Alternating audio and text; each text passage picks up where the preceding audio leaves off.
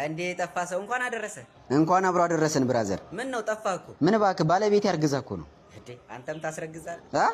እንትን ማለት አሪፍ ነው። እንኳን አረገዘች።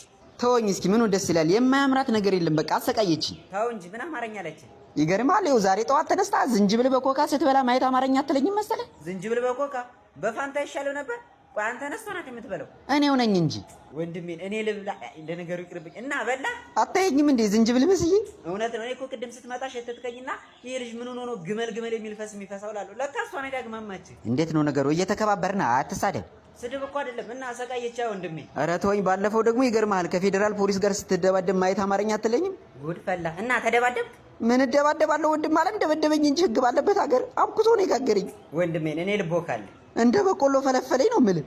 እኔ ልፈልፈልል። ቆይ ግን ሴትዮዋ ሌላ ተልኮ አላት እንዴ? ምን ያው እርግዝናው ነው እንጂ። ኧረ እባክህ ምን ማርገዝ ብርቅ ነው?